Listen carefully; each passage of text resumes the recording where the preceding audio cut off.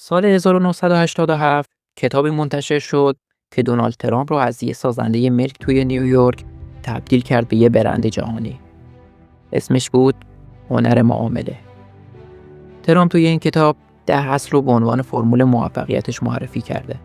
ولی جالب اینجاست این اصول نه تنها توی املاک که توی سیاست، مذاکره و حتی زندگی روزمره کاربرد دارن. توی این ویدیو میریم سراغ تک تک این 10 اصل، ولی با یه چالش. هر اصل رو با یه مثال واقعی از خود کتاب بررسی میکنیم و ببینیم چطور این اصول به هم وصل میشن. بعضیاشون شاید برعکس چیزی باشن که فکر میکنیم. اصل اول، بزرگ فکر کن. ترامپ توی کتاب میگه من عاشق بزرگ فکر کردنم. همیشه همینطور بودم. برام خیلی ساده است. میدونی اگه قراره به هر حال فکر کنی، چرا بزرگ فکر نکنی؟ بیشتر مردم کوچیک فکر میکنن چون از موفقیت میترسن، از تصمیم گیری میترسن و حتی از بردن میترسن و این به آدمایی مثل من یه مزیت بزرگ میده. مثلا میگه وقتی 29 سالش بوده یه هتل قدیمی و فرسوده در کنار ایستگاه گرند سنترال نیویورک رو میبینه. لابی اونقدر کثیف بود که مثل مسافرخونه‌های قدیمی به نظر میرسید. اما ترامپ یه هتل لوکس 5 ستاره با همکاری هیت رو توی ذهنش دید.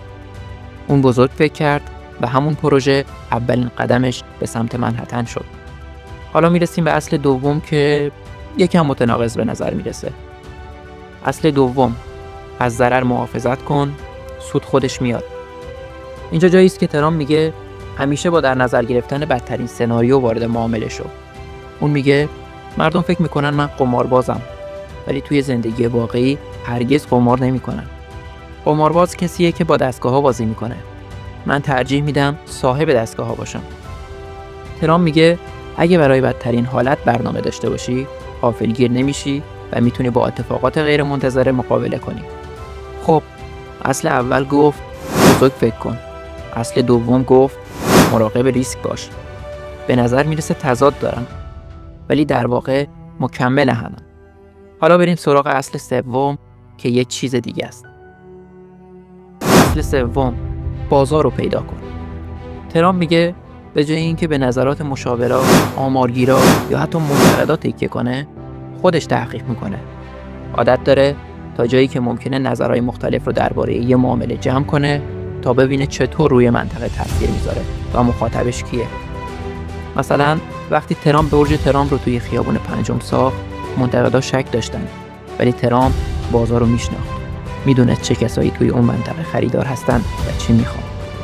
حالا فرض کن بازار رو شناختی، ولی برای انجام معامله به یه چیزی نیاز داری که حریف بدون اون نمیتونه ادامه بده.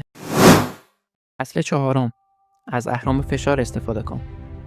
ترامپ توی کتاب میگه بهترین کاری که میتونی بکنی اینه که از موضع قدرت وارد مذاکره بشی و اهرم فشار بزرگترین قدرتی است که داری. اهرم همون چیزیه که حریف بدون اون نمیتونه ادامه بده. بدترین کاری که توی یه معامله میتونی بکنی اینه که مشتاق به نظر برسی. این باعث میشه طرف مقابل بوی خون رو حس کنه. ترامپ اهرم رو از ادراک، زمانبندی، فشار میساخت. میدونست کی از معامله عقب بکشه و کی رسانه‌ها رو به کار بگیره تا مذاکره رو شکل بده. ولی یه سوال، اهرم فشار به تنهایی کافیه؟ نه. باید مردم رو هم با خودت همراه کنی. اصل پنجم، خبررسانی کن و این کار رو خودت انجام بده. ترامپ میگه اگه به یه روش متفاوت بازاریابی کنی، مردم تو رو یادشون میمونه. چه خوب، چه بد، چه جسور. اون میگه من رویاهای مردم رو تبلیغ میکنم و چیزی که دوست دارن بشنون رو بهشون میفروشم. مثلا پروژه ولمن رینگ یا پیست اسکیت روی پارک مرکزی نیویورک. دولت شهر 6 سال طول کشیده بود تا تعمیرش کنه و هنوز تموم نشده بود. ترامپ گفت 6 ماه تمومش میکنه و رسانه‌ها هجوم آوردن سمت اون. ترامپ توی کتابش میگه که از دیدن تعداد خبرنگارایی که اومده بودن عکس بگیرن متعجب شده بود. ترامپ میگه خبری که خود معامله‌گر منتشر کنه تأثیر بیشتری داره چون بدون واسطه است و مستقیما روی جو روانی و تصویر ذهنی مردم اثر میذاره. خب خبررسانی کردی، همه نگاهت میکنن، ولی اگه کسی بخواد معامله تو رو صاحب بشه چی؟ اصل ششم، مقابله کن. ترامپ میگه وقتی سر یه معامله با یکی در حال رقابتی باید تا آخرین نفس بجنگی. این اصل شاید به نظر خشن بیاد، ولی ترامپ معتقده توی دنیای معامله گری اگه عقب نشینی کنی دیگران ازت سوء استفاده میکنن. حالا فرض کن جنگیدی و برنده شدی. آیا برای پیشرفت توی بلند مدت کافیه؟ اصل هفتم، به قول‌هات عمل کن. این شاید مهمترین اصل باشه. ترامپ میگه همیشه با بالاترین کیفیت به قول‌هات عمل کن. تبلیغ کردن یه محصول وقتی کارت رو درست انجام داده باشی آسونه. ترامپ تاکید میکنه که فریب دادن مردم توی بلند مدت امکان پذیر نیست. اگه به قول‌هات عمل نکنی اعتبارت رو از دست میدی و توی دنیای معامله اعتبار همه چیزه. خب به قولت عمل کردی، ولی اگه هزینه ها از کنترلت خارج بشن چی؟